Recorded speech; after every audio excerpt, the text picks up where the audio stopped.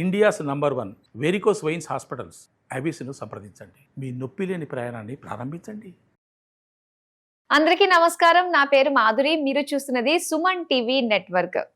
ఆలయాల దర్శనం అంటే నిజంగా ఒక మానసికమైన ఉల్లాసం, శారీరకమైన ఉల్లాసం, దాంతో పాటుగా మన సోల్, ఆత్మకి కూడా పరమానందం కలుగుతూ ఉంటుంది. మరి ఆలయాలు దర్శించేటప్పుడు ఎలాంటివి జాగ్రత్తలు మనం తీసుకోవాలి, ఎలాంటి నియమాలు పాటించాలి, అక్కడికి వెళ్ళి ఆ భగవంతుణ్ణి ఏ విధంగా మనం దర్శించుకోవాలి అనే విషయాల్ని మనకు తెలియజేయడానికి మనతో పాటు ఉన్నారు ప్రముఖ జ్యోతిష్య పండితులు, ఆధ్యాత్మికవేత్త రాజన్ నంబూద్రి గారు. నమస్కారం గురువు గారు. నమస్కారం. ప్రతి మనిషి దర్శించుకోవాల్సిన ఆలయాల్లో పూరి జగన్నాథ్ ఒకటి అని చెప్పేసి మీరు అన్నారు. మరి పూరి జగన్నాథుడి యొక్క విశిష్టత, అలానే అక్కడ ఉన్న దైవ స్వరూపాలు కూడా ఎంతో చక్కగా అనిపిస్తూ ఉంటాయి. దాని వెనక ఉండే ఆ కథ కూడా చాలా బాగుంటుంది. ఒకసారి తెలుసుకోవాలంది గురువు గారు. తప్పకుండా.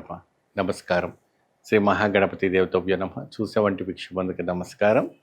అందరికీ మంచి జరగాలి. పూరి జగన్నాథ్ అనేటప్పటికే మనకి 2 కళ్ళు, 2 నేత్రాలు సరిపోవు. సజీవంగా ఇప్పటి కూడాను శ్రీకృష్ణ పరమాత్ముడు లైవ్లో ఉన్నట్టుగా లైవ్లో ఉన్నారు, ఇంకా ఉన్నారు. ఆయన ఉన్నారు కాబట్టే ఇంత ఒక విషయం ప్రపంచంలో మనకు వర్షము, భూమి, నీళ్లు అన్నీ కూడా పడుతుంది.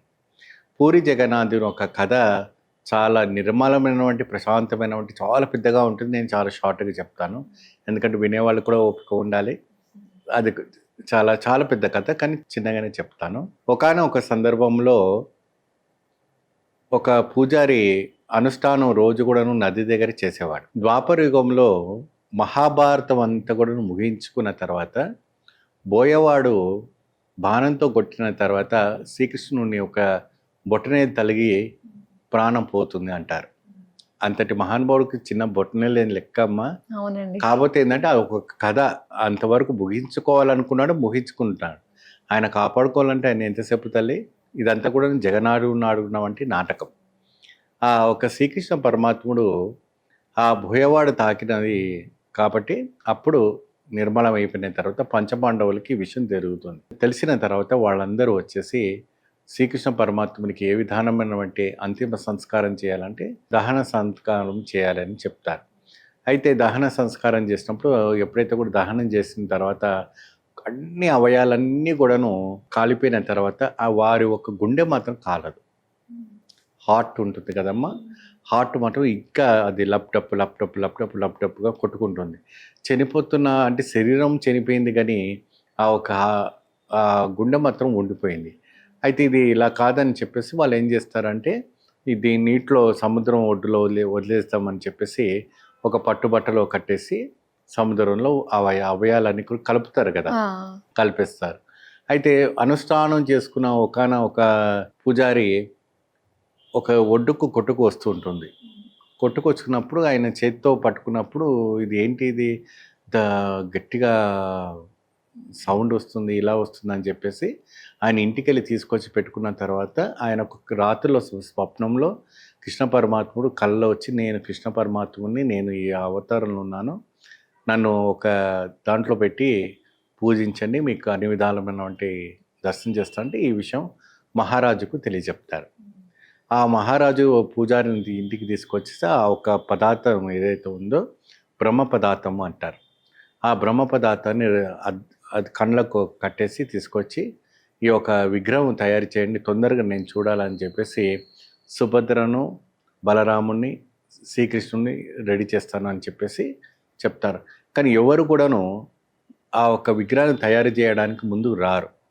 విశ్వకర్మ అయినటువంటి విశ్వకర్మ ముందుకు ఒక మహర్షిలాగా అవతారం ఎత్తి వచ్చి ఈ యొక్క బొమ్మలను నేను తయారు చేస్తాను, నేను ఈ బొమ్మను తయారు చేసేంత వరకు, పూర్తి అయ్యేంత వరకు ఎవరు కూడా ఈలో గదులకు ఎవరికి ప్రవేశించరాదు, నేను అనుమతి ఇచ్చేంత వరకు ఎవరు రాకూడదు అనేసి విశ్వకర్మ చెప్తారు మహర్షి రూపంలో, డైరెక్ట్గా రాకుండా.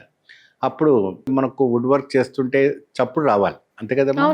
ఏమైనా పని చేస్తున్నా, కార్పెంటర్ వర్క్ చేస్తుంటే వర్క్ వస్తుంది. ప్రతిరోజు కూడా ఆయనకు మహారాజుకి ఒక ఆరాటంగా శ్రీకృష్ణుడిని తయారు చేశాడా లేదా, తయారైందా లేదా, రెడీ ఉందా లేదా, ఏం చప్పుడు రావట్లేదు అని చెప్పి ఆయన అప్పుడే అన్నారు, ఎప్పుడైతే కూడాను మీరు అకస్మాత్తుగా లోపల ఎంటర్ అయితే మాత్రం ఎలా ఉన్నాను విగ్రహాన్ని అలా వదిలేసి నేను వెళ్ళిపోతాను, నేను పూర్తి అయ్యేంత వరకు మాత్రం మీరు రావకూడదు అని చెప్తారు.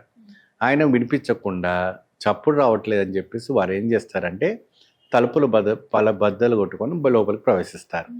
అక్కడ ఆ శిల్పి మాయమైపోతారు. అక్కడ ఉన్న విగ్రహం నిర్మాణంగా నిలిపిస్తుంది. అంటే అక్కడ చేతులు పరిపూర్ణంగా ఉండవు, ఇలా నిలబడే ఉంటుంది, ఇలాగే ఉంటుంది. కళ్ళు పెద్ద పెద్దగా ఉంటాయి, ఒక రకమైన ఇదిగా ఉంటుంది. అందులో పరమపదము ఆ స్వామివారి ఒక గుండె అనేది ఇప్పుడు కూడా అందులో పెట్టి ఉంచారు. ఆ ఒక పరమపదాన్ని ఎప్పుడు కూడా 12 ఏళ్ళకు ఒకసారో 6 ఏళ్ళకు ఒకసారో ఒక విగ్రహం నుంచి ఇంకో విగ్రహానికి మార్చేటప్పుడు చాలా తదంగాలు ఉంటాయి, చాలా నియమాలు నిష్ఠాలతోని పూరి జగన్నాథ్ని చేస్తుంటారు. ప్రతి ఆషాఢ మాసం అమావాస్య తర్వాత వచ్చేవంటి పాడ్యమి ఆషాఢ మాసంలో ప్రారంభమవుతున్నవంటి ఈ ఉత్సవం ఆషాఢ ఉత్సవాల్లో స్వామివారికి ఒక రథ ఉత్సవాలుగా పాల్గొనుకుంటారు. ఈ సంవత్సరం ఉపయోగించిన వంటి రథము ఇంకో సంవత్సరంలో ఉపయోగించారు. రథం కూడా మారుతుంటుంది. ఈ సంవత్సరం ఉపయోగించిన వంటి రథము ఇంకో సంవత్సరం ఉపయోగించారు. కాబట్టి ప్రతి సంవత్సరం కూడాను ఆ రథం అనేది మారుతూ ఉంటుంది. ప్రతి సంవత్సరం కొత్త రథము. అప్పుడు అక్కడ ఉన్నవంటి రాజులు ఎవరైతే ఉన్నారో ఆ ఒక బంగారపు అయినటువంటి చీపిరితో ఊడ్చుకుంటూ ముందుకు సాగితే అప్పుడు ఆ రథం అంతా సాగుతుందట. ఆ రథం సాగేటప్పుడు చాలా అద్భుతమైనటువంటి ఘటన. కొన్ని లక్షల వేల కోట్ల జనాలు వచ్చి ఆ రథాన్ని పట్టి లాగుతుంటే ఆ కళ్ళలో నీళ్లు వస్తుంటే చూడండి, మా అమృత బండము అద్భుతం. ప్రతి వారు కూడా ఎటువంటి కుల మత భేదము లేదు, ఎవ్వరు లేదు, ఏ నీచ భేదము లేదు, ప్రతివారు సమానమే అని చెప్పేసి హరే కృష్ణ హరే రామ రామ రామ హరే హరే అని చెబుతూ ఆ రథాన్ని గట్టిగా పట్టుకొని లాగుతూ ఉంటారు. ఒక్కరికి కూడా ఇంత గీత కూడా పడదు. అన్ని కోట్ల జనాలు అట్లా వస్తూ ఉంటారు. ఆ మాడవీధులు అలా తిప్పుతూ ఉంటారు స్వామివారిని. ఆ చూడ్డానికి 2 కళ్ళు చెడపోవు. అది పూరి జగన్నాథుని ఒక విశిష్ట. అక్కడ వచ్చినటువంటి కోరినటువంటి కోరికలన్నీ కోరుతాయి. ఇంకోటి ఏంటంటే అక్కడ మక్నా కుండ అని ఒకటి ఉంటుంది. అంటే కుండలో పెట్టి వండుతారట మక్నా కుండలో. అయితే ఏదో 6-7 అడుగులు ఎత్తు పెడతారు. అన్నింటికన్నా 7వదో 8వదో ఫస్ట్ ఉడుకుతుందట. తర్వాత కిందిది అలాగ వరుసగా ఉడుకుంటూ వస్తుందంట. అదేమి మహిమను, అది స్వామివారి చిత్తర మహిమ, చాలా మహిమనండి. ఇది ఎక్కడ కూడా జరగని మహిమ, ఇది చూడవలసిన ఏంటి. ఇంకోటి అక్కడ స్వామివారి గజస్తంభము గోపురం పైన ఎప్పుడైతే కూడా ఫ్లాగ్ ప్రతిరోజు కూడా మారుస్తారు.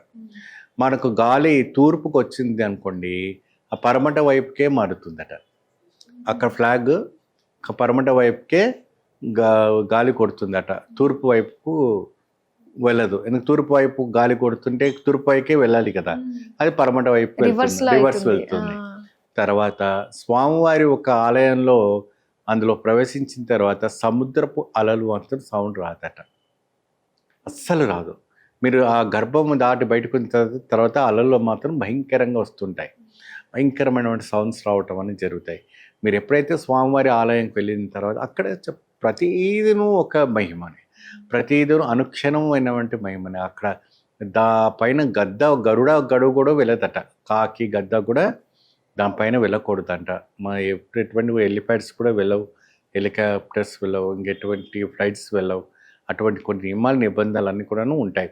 ఇంకోటి ఆ ఒక గోపురం పైన ఉన్నటువంటి సుదర్శన చక్రం సముద్రంలో దొరికిందని, ఆ సముద్రం నుంచి తీసుకొచ్చేసి స్వామివారి పైన ప్రతిష్ఠ చేస్తారని చాలా ఇతిహాస పురాణాలు అది వైకుంఠం నుంచి వచ్చినటువంటి సుదర్శన చక్రం అని చెప్తారు.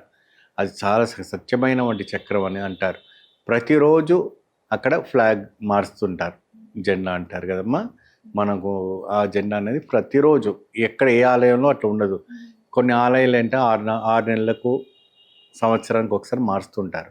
ఇక్కడ పూరి జగన్నాథ్లో ప్రతిరోజు 24 గంటలు అయిన తర్వాత మార్చాలి. ఎన్ని ఉన్నాయండి, నిజంగా ఆశ్చర్యపోవడానికి. భగవంతుడు ఉన్నాడని నిరూపించి చాలా వరకు అండి, చెప్పుకుంటూ పోతుంటే ఈ రోజంతా సరిపోదు. నిజంగా వింటుంటేనే అసలు అబ్బా ఎంత బాగుంది. అసలు రథయాత్ర అంటేనే పూరి జగన్నాథుడి రథయాత్రే గుర్తొస్తుంది మనకి. ఎందుకంటే ఏ ఆలయానికి వెళ్ళినా మనం గర్భాలయానికి వెళ్ళి దర్శనం చేసుకోవాలి, కానీ గర్భాలయం నుండే బయలుదేరుతుంటారు. ఇక్కడ గర్భాలయం నుండే స్వామివారు జనాలను చూడడానికి రథయాత్ర వస్తారు, అదే పూరి జగన్నాథ్ యాత్ర. చాలా బాగా మాకు పూరి జగన్నాథుడి గురించి, ఆ వెనక ఉన్న కథ గురించి, రథయాత్ర యొక్క గొప్పతనం గురించి మాకు తెలియజేసినందుకు ధన్యవాదాలండి. నమస్కారం.